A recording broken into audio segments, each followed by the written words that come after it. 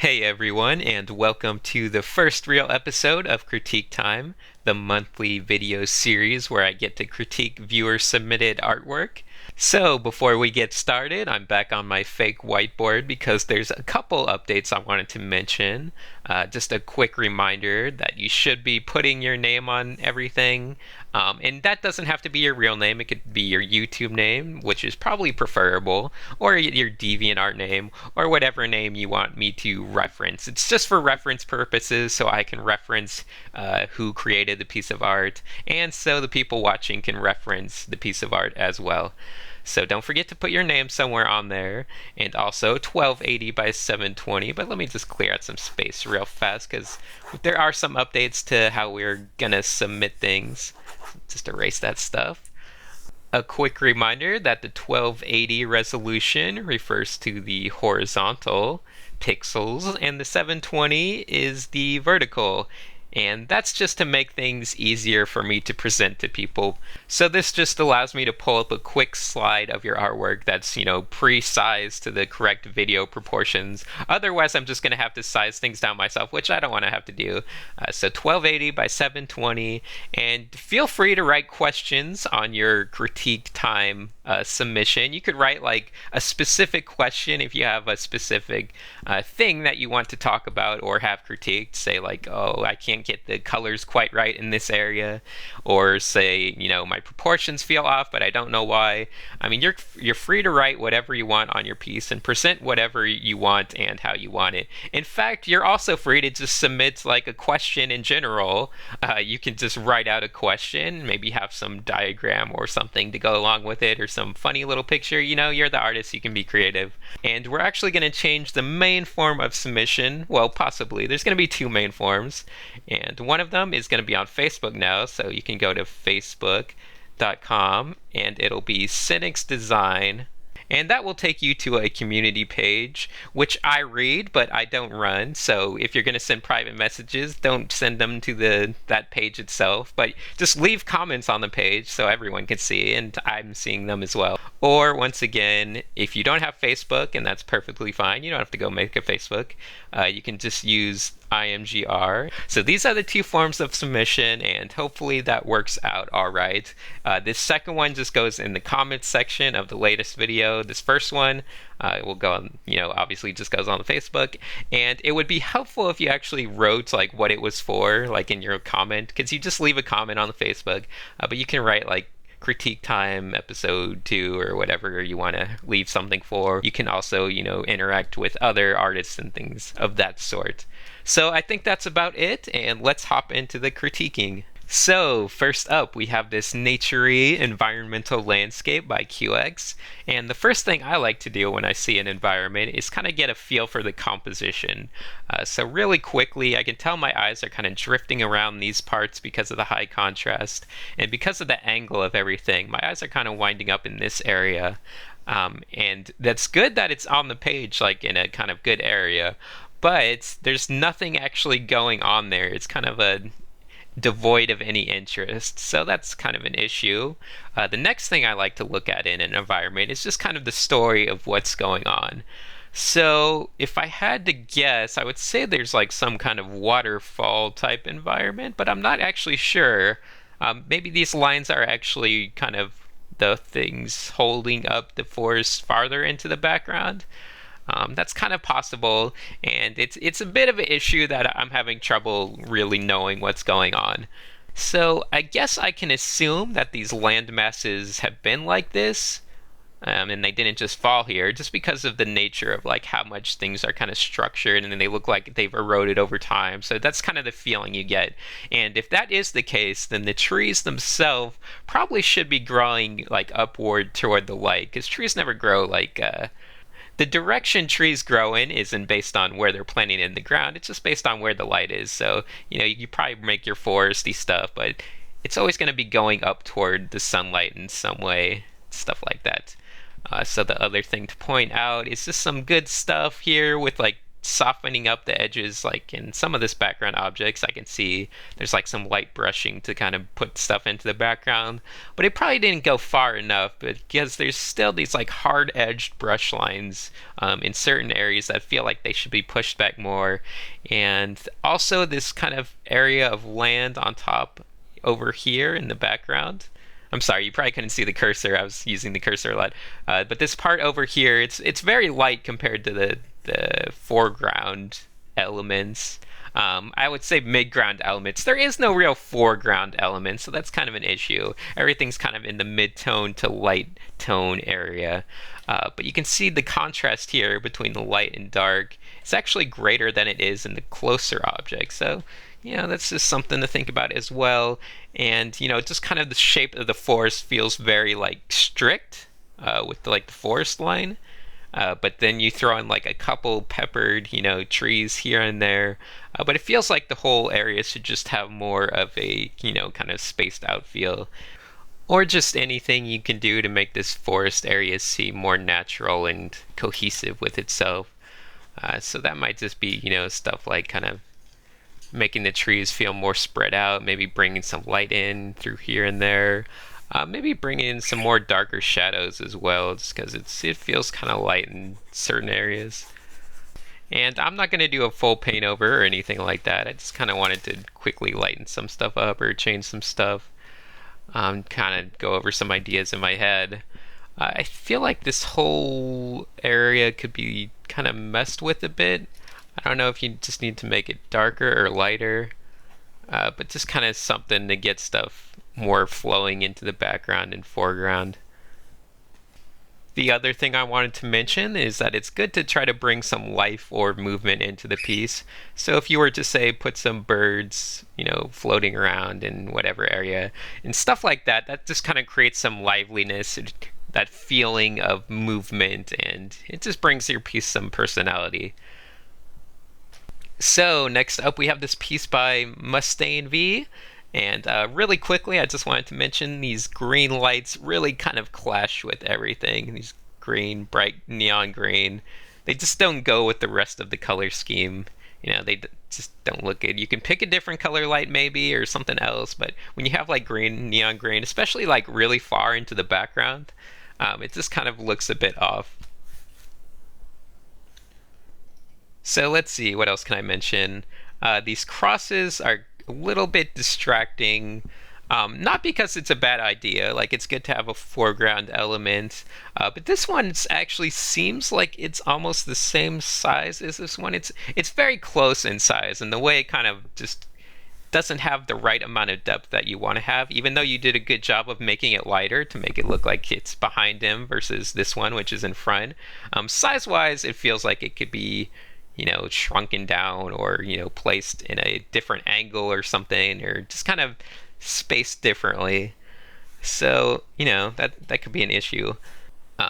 This cloak fabric here, it offers some nice conceptual contrast to the robot design you got going on, but I try to watch out for those really thin, brushes of lines, especially those bright highlights, because bright highlights generally are associated with shiny surfaces, but you got a fabric here, so you can be more subtle and kind of try to just block things out and avoid those thin highlights and stuff like that.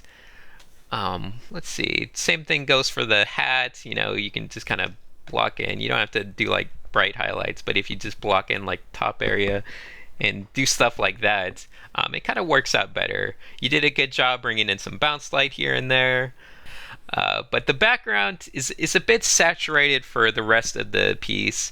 And it also kind of just kind of blends in color-wise, hue-wise with the foreground stuff.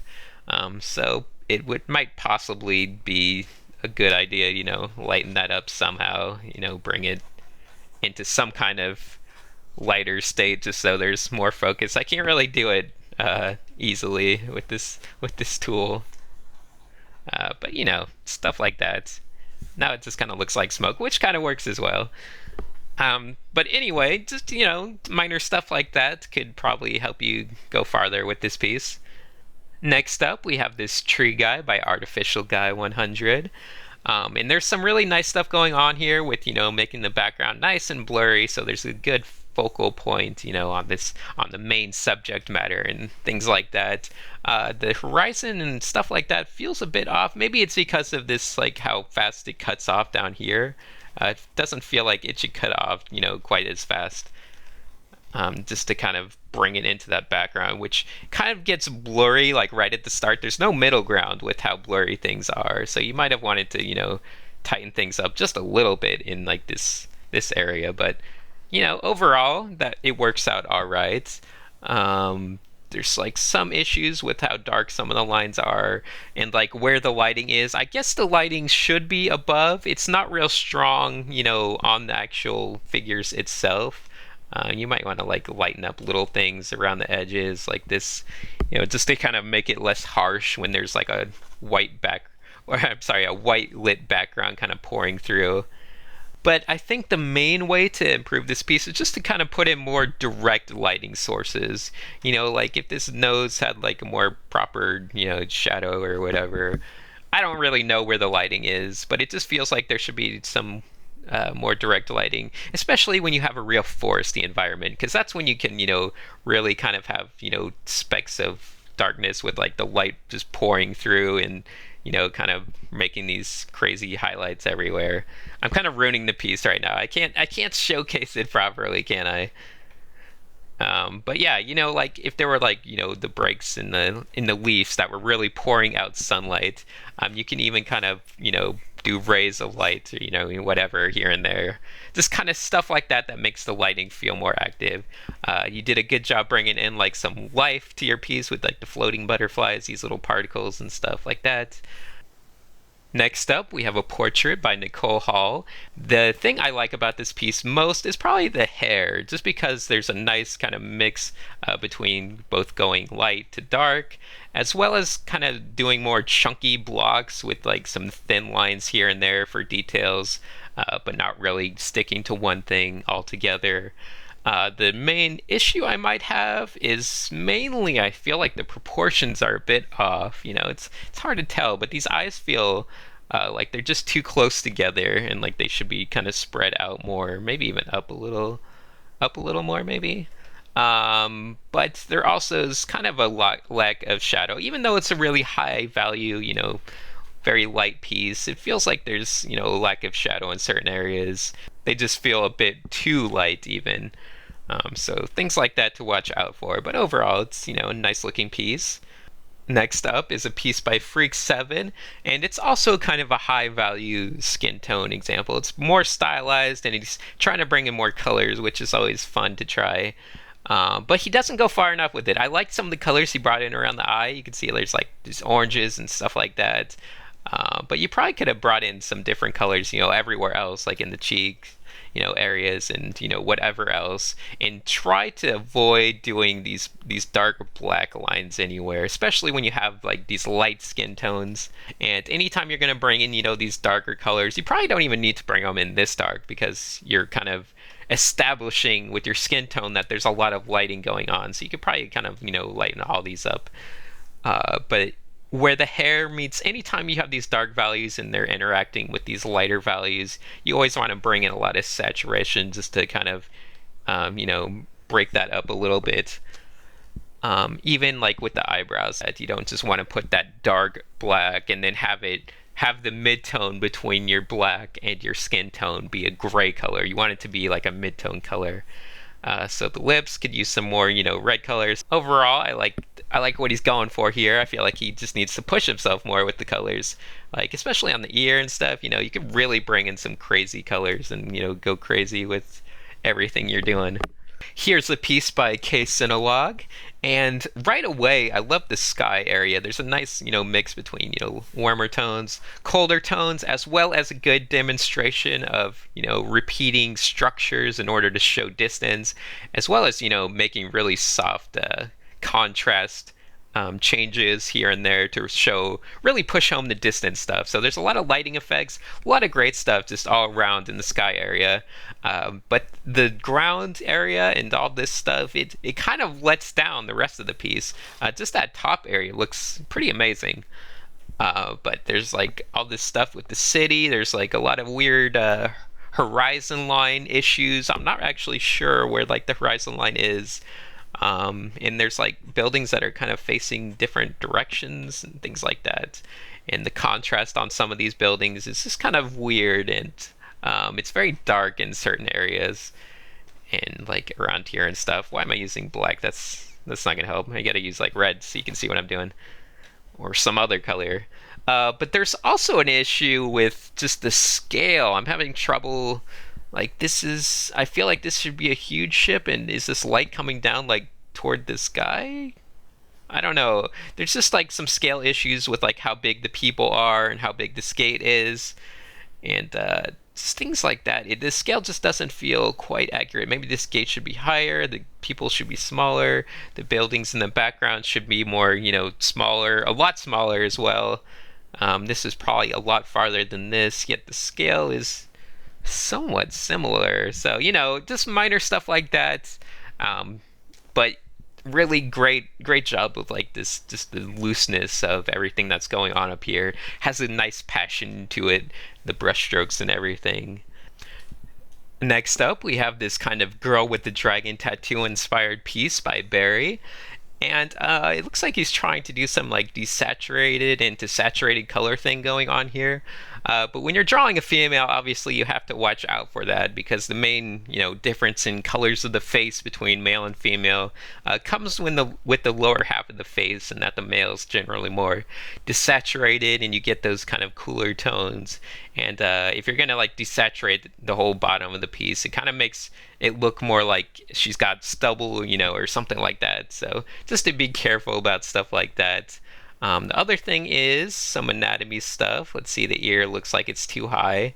Generally, I just kind of use like the cheekbone to line that up, and then bottom of the nose. So you'd probably want to, make it lower. And the shape of the head, kind of looks a bit weird to me. I don't know if that's just because of the hairline. I think it is probably the hairline. But if you were gonna, draw the shape of the head and kind of try to figure that out, the hairline kind of goes up really high in this part, and it comes down really low on the forehead in this part. Maybe make it, come up a little more in the front, and have this dark spot. Obviously, it's shaved over here, but kind of bring the darkness in lower over in this part. Here we have a piece by Adorable, and it looks to be like some kind of orc guy with some, I don't know, maybe some tribal colorful stuff on him. But there's a couple things to point out. One is you don't really want to work on a white background, because you can see how that just kind of bleeds through your work, and it's kind of distracting. Two, you want to watch out for having all these, crazy saturations everywhere, especially like in backgrounds and stuff.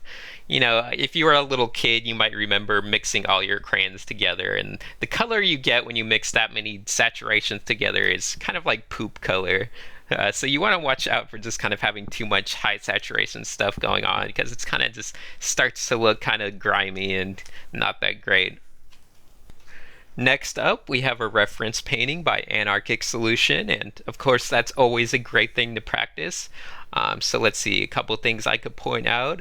If you look at something like the nostril, I always like to kind of look at the shape it's making. You can see it's kind of this one like that, but in the reference painting, you just kind of drew a circle. So it's always important to look at the shapes of things and not ever, just think about how you think something might look. The other thing is like just kind of working on your blocks of color. You can see in the nose there's like just a basic, kind of triangle shape of color, but you kind of brought it in here, which makes your nose look, really thin, Michael Jackson-y. But the other thing is just watching out for the saturation in your shadows. You can see like on the inside of the eye and over here, there's like some really dark colors. I'll even just color pick just to show you.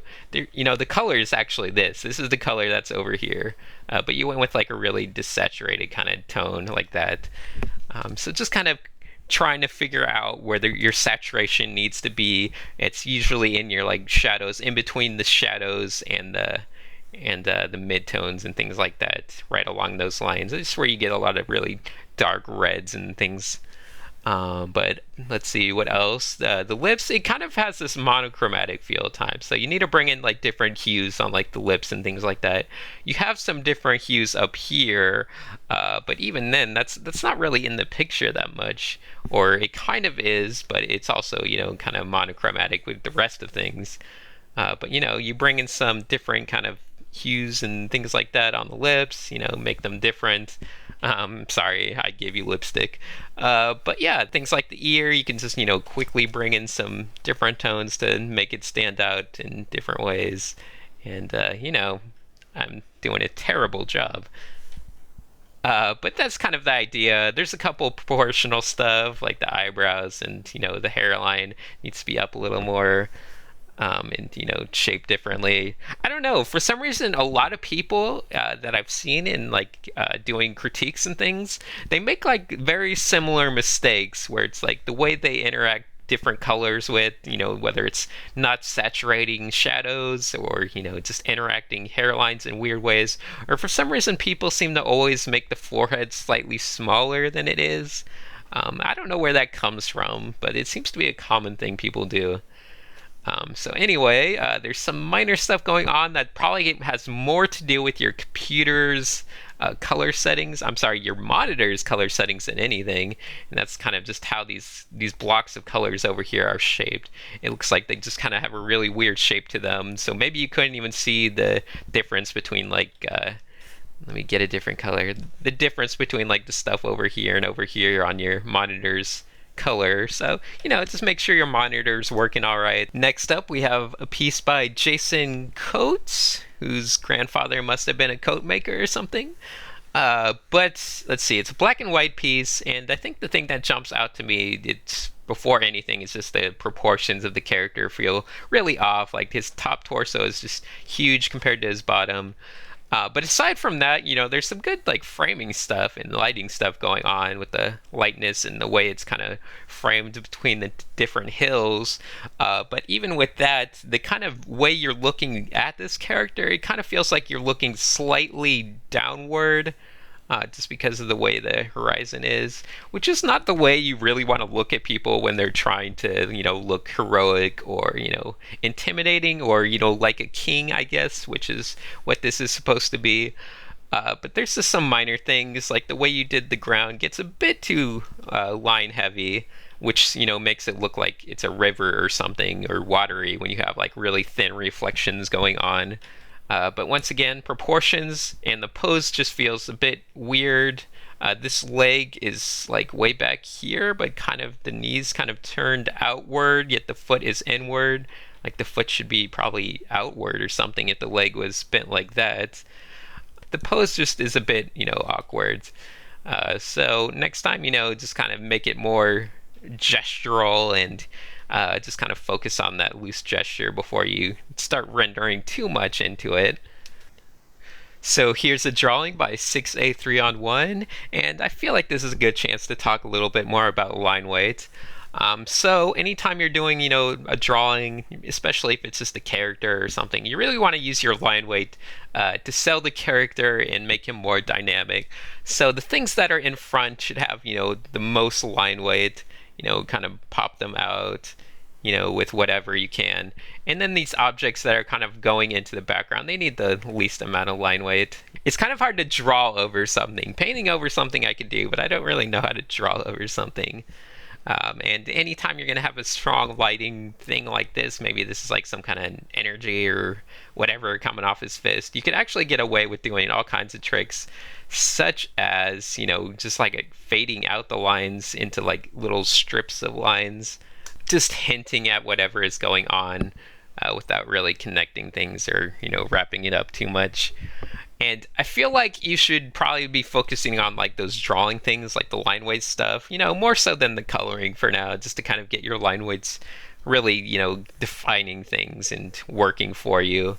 The way you're doing your shadows with your line work is kind of all over the place. It's like scribbles here and then like trying to do some cross hatching here, but then like lines going the opposite way. So you just kind of want to keep some consistency, line weights, maybe just hatching. I like hatching more than any kind of cross hatching or squiggling around. Using them maybe like curved hatching when you need to like show curves here and there, and just kind of keeping it simple like that. So, speaking of drawing, here's a sketch by Ghost59Able, who I'm guessing, it doesn't have too much experience in the art world, but I'm glad he could share something with me. And let's see, I have some good advice for people that are trying to, improve or just starting out. The first has to do with the more mechanical side of things, and that's how you do your lines. I can see your lines kind of have some, inconsistencies, some wobbliness here and there. And you got to try to use your arm instead of, using your wrist and stuff like that to just kind of make straight lines, make them smooth, make them fast. If you're going to do a circle, just kind of throw it out there, with some energy. And if you're going to do like a straight line, just do it like in one quick stroke, nice, even. Don't use your wrist, just use your arm and kind of make those lines nice and crisp and smooth. But the other thing I wanted to mention has more to do with improving at art, and it applies to all skill levels, but it's definitely important if you can understand it just when you're starting out. And that is the importance of kind of being positive and positive thinking, because there's a lot of aspects of art that are completely mental, especially when it comes to improving. But it's important to remember that every time you draw, you become a better artist. Every time you look at art, you become a better artist. Every time you do anything related to art, such as watching this video, you become a better artist. And is that true? Well, it certainly is if you believe it. But no, improving at art is kind of a self-fulfilling prophecy. If you think you're going to get good fast, you probably will. And if you think you're not, you probably won't. And if you want to be a great artist, just remember that everything you're doing is improving your art ability, and that one day you will be a great artist if you keep with it. So next up, we have this high-quality photo reference painting by Jack O'Mac, who says he couldn't figure out the body hair at the time. But anyway, I'm not like a specialist in high quality rendering, but there are a couple like quick things I could point out. Once again, doing like an all black, pitch black background, 100% black, it never really helps things. I would say to kind of try to avoid that, even if you're just doing like 99% black or whatever, it'll definitely just improve the look of things. It won't make certain like cuts between like the foreground and the background feel unnatural and digital. So one other thing to mention is just to kind of keep your eye out for those mid-tones when you have dark shadows here and there. Remember to saturate those mid-tones. I could see just looking at the picture that there's like more saturation in those mid-tone areas than you seem to have. You can see like maybe you need to just kind of bring up those saturations right on the edges of things. Let me get a different brush, using that crappy brush. Just kind of, bringing in the saturation to kind of soften up those lines and make it more saturated, which feels more lively, more natural. So anytime you have like a dark shadow, just bringing in saturated colors here and there. So there's, just in general, more saturated colors need to be, brought in here and there. And things like that. But let's see, I don't know if you actually need help with the body hair, or you're just, didn't get around to it at the time. But, I'm no expert on doing these kind of high render stuff, but I would guess you just kind of start with like the loose color and then, kind of define it. I don't know if I could do it real quickly. I don't know if I could speed paint, body hair on a rendering that looks, highly rendered, but you'd probably want to use like a different tone in the shadow areas than you use up top, like in the lighter areas. You'd want to go, with a lighter hair color, just because hair kind of has that slight translucency that kind of picks up the color around it. So if you were probably trying to use like one color like all throughout for the hair, that might have been throwing you off. You got to use like a different color in the highlights, and then bring it into the darker tones when you get to the shadow areas. And I think you get the idea, and you probably figured it out anyway. But the main thing, watch out for 100% black, and saturate midtones, and I think that would improve things a little bit. So next up, we have a piece by Lovely BR at DeviantArt, and I think I'll call this the Kerminator. Um, and let's see, it looks like it's completely based on the shiny mech stuff I was doing before, at least inspired by it. So that's always nice to see. The background is kind of just strange in how it's coming up here. You can see it kind of has this slope to it. And it kind of doesn't really break itself up very much. I can't even tell where like the horizon and the ground level actually is. So that's something to watch out for.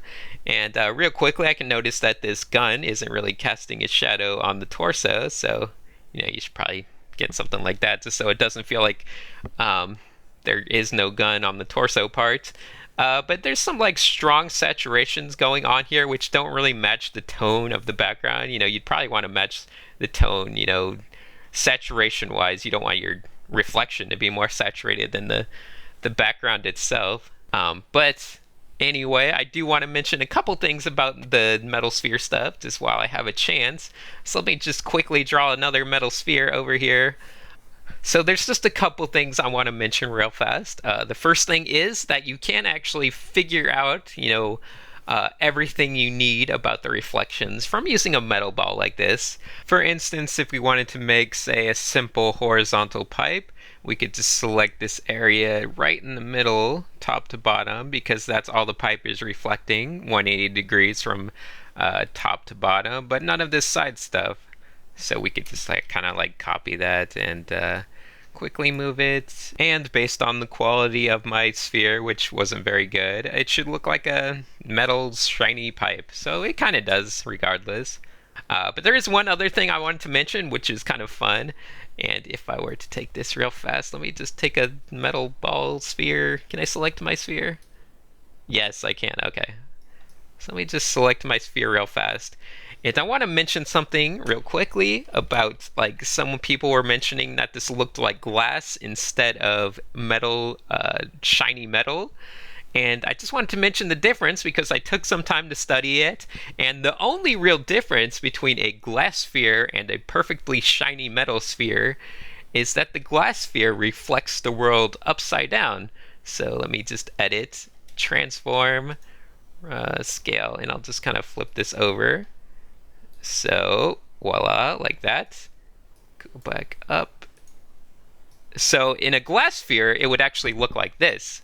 This is what the reflection would look like in a glass sphere versus, say, a shiny metal sphere. Glass, shiny metal, glass, shiny metal. So I just wanted to go over that in case you guys ever need to render a shiny glass sphere versus a shiny metal sphere. Here we have a traditional sketch by Frederick Tall, whose grandfather must have been very tall. And there's just a couple things that I can mention real fast. I feel like he's on the right path. But in terms of doing pencil sketches, you've really got to work on trying to push some really dark tones in where you can. Because everything, if you don't really be aggressive with it, you kind of get a lot of mid-tones and things just kind of blur together if you blur your eyes. And so you want to kind of try to get in some really high contrast stuff, especially on your focal point. Which right now your focal point could be, right here, just because that's where there's the most contrast, or, back here because there's a lot of contrast.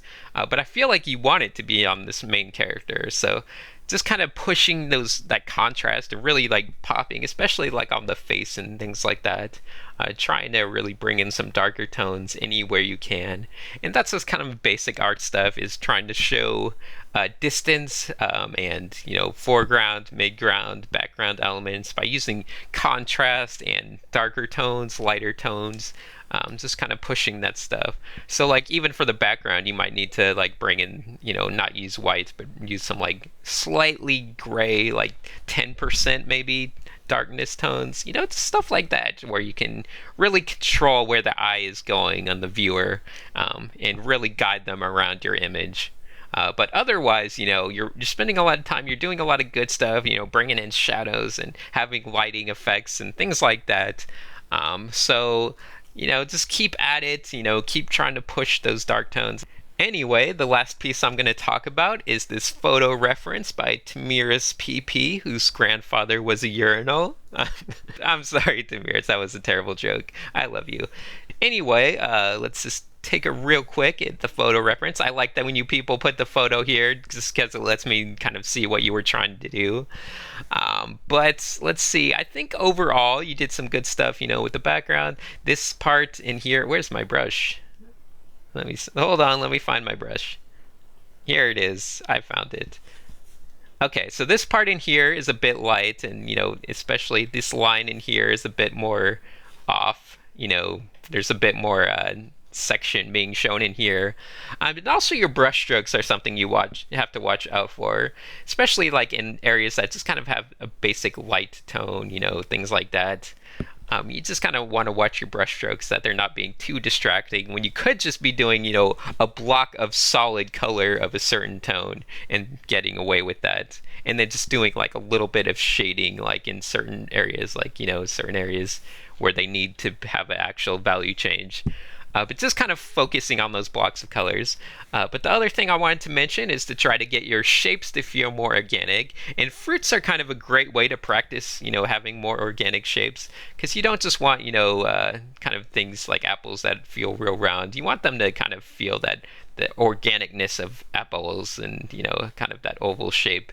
And especially with things like this, like in here, how this wedge is cut, you kind of get those more organic wedge cut shapes to like things, and especially like the centerpiece, it's more like chunky, and there's some stronger whites here and there. You could have pushed like the white shading stronger in different areas, especially on here. You could have had all those little specks of white, where the juiciness of whatever this fruit is being reflected in those white speculars. And just kind of that value change from that really dark to that lighter tone that I'm looking at in here, because I feel like this fruit, this main one, this could have been the best reference practice, is this one, just because there's so much different tone stuff going on. But overall, there's some good stuff going on. I like the different tones on the apple that you have going on. But once again, the shape just needs to feel more organic. But overall, good study. This is the type of thing that's always great to do. You'll always be improving. Next time maybe do something in color, just because that improves, once again, not only is it improving all your value stuff, all your black and white stuff, but then it's also improving your eye for color. So there's no reason not to go for everything. But I think that's about it, and I want to thank everyone for watching. I'm sorry once again I couldn't get to more stuff, but keep submitting, and once again, you're open to submit stuff for next month's episode of Critique Time, and I will probably try to pick people that weren't picked to be in the video this week, just to kind of try to make things more fair.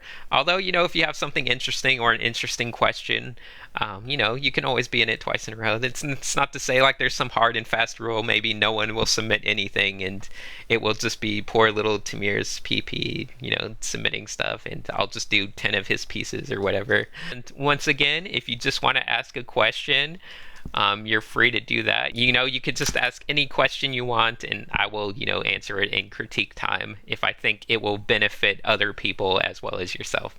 So, okay, once again, thanks for watching, and I will see you guys again shortly with